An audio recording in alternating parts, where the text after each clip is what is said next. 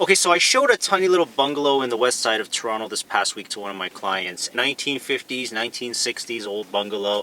You know, it was absolutely tiny, right? But it had a really nice long backyard. It had a side where there was no neighbor. There was just sort of a little bit of an empty field, so almost like a corner house. Had a garage and a basement with a tenant living downstairs, and it was more like a studio. It wasn't even a one bedroom or anything like that. The upstairs was clean, but it needed some work. It was still pretty old and dated. And the floors, creaky. Super creaky. So creaky that they were almost creepy. I have no idea how the tenant was able to live downstairs with all that noise up there. But the location, phenomenal. This is in an upcoming neighborhood in the Dufferin and Eglinton area. You all know anything on Eglinton is popping off these days because the Eglinton LRT is expected to finish in the next 1 or 2 years.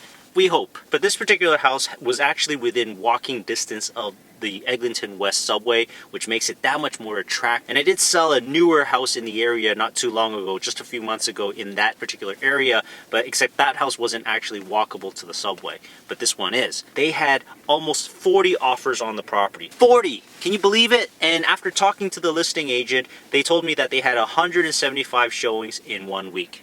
That is insane. That's about roughly 25 showings per day. I don't even know how you can fit that in when there's only 24 hours. So this house was listed at $699,000, which was slightly underpriced, but it wasn't ridiculously underpriced. If it was put on the market last year, it would probably go for somewhere around maybe $770,000 or maybe $780,000, considering the size of the home and how much work it needs. Toronto real estate does not give a crap about weather. It does not give a crap about storms. It doesn't give a crap about anything. They only care about buying houses. But before I get into what this home actually ended up selling for, we should discuss the market conditions just a little bit because we did finish off strong in 2019 where the buying activity did pick up a lot in the second half of the year.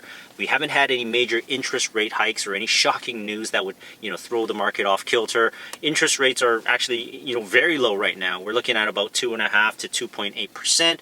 If you've got a regular job and good credit and all that stuff. This seller, congratulations. You are very lucky. This is an insane amount of interest and activity. Okay, so what did we learn from this particular situation? Well, Dufferin and Eglinton, or anything along Eglinton, to be honest with you, is sizzling hot. And anything close to a subway that has rentable income is going to take off like one of Elon Musk's rocket ships. And although it's not always recommended to sell your house in the dead of winter, sometimes it can actually be a really good strategy, depending on if you can get lucky and if you can time it right. If it was January of last year, you wouldn't have gotten any bites at all. But it's just because it finished so strong at the end of 2019. Buyers are pent up, they're waiting, they're ready to move, and there's just not enough properties out there for them to take a look at. So, this house here popped off like crazy. It's going to set a really strong precedent for the area. And the reason why it went crazy is because it's just that there's so little inventory out there.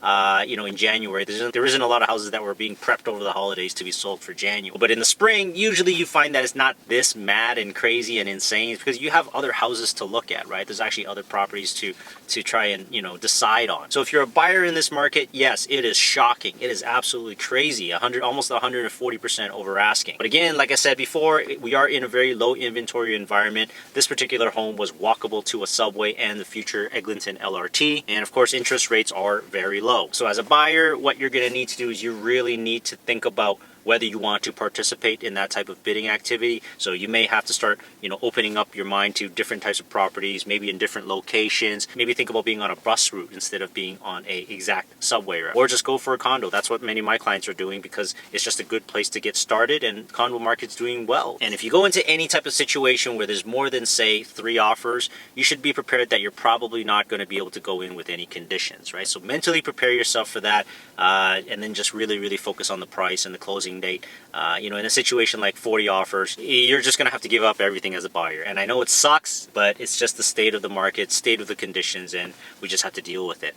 And something else we should really pay attention to is when you see a price that you think is too good to be true, more than likely it is too good to be true. What you need to do is work with a professional agent who's going to be able to help you evaluate the numbers and say, look, this is what I think it's going to sell for. This is the range that it's going to sell for.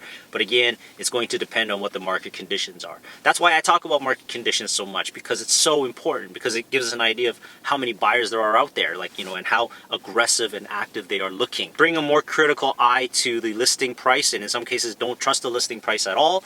You need to evaluate it. You need a professional to look at it. So if you're looking to buy this year, don't hesitate, don't be shy, give me a call. I know I make videos and I'm a big star and everything like that, but you know, I love working with people. Just make sure you have all your ducks lined up, and mostly what I mean is financials and your job stuff. And other than that, just let me take care of the rest, because that's what I do best. But to be honest, I don't think anybody thought it was going to sell for that. That is just absolutely insane. But I just thought I would update you guys about what's going on in that particular area at this time of year. If you know anyone who's thinking of selling, you should definitely tell them to give me a call, because it is a great time to get your house up there. You may not even have to prepare it all that much. It could be just cleaned up or stuff thrown in storage, and voila, top dollar. So make sure you hit subscribe, guys. Follow the channel, follow me, follow what's going on, follow my adventures in real estate. I'm going to help you bring lots of great opportunities. I'm going to tell you about them all over the city and the GTA. I may even start branching outside of Toronto a little bit, but it's more about telling you about where I think has the best opportunities, and you want to get in there before the prices pop so that you can make some money. So let's try to bring a little bit more of an investor mindset to things, and if you want to stay ahead of the curve, you want to give me a shout, guys. Click subscribe, like, send me a comment, but more importantly, contact me if you're ready to make a move or you have any questions. I hope to hear from you soon, guys, and bye for now.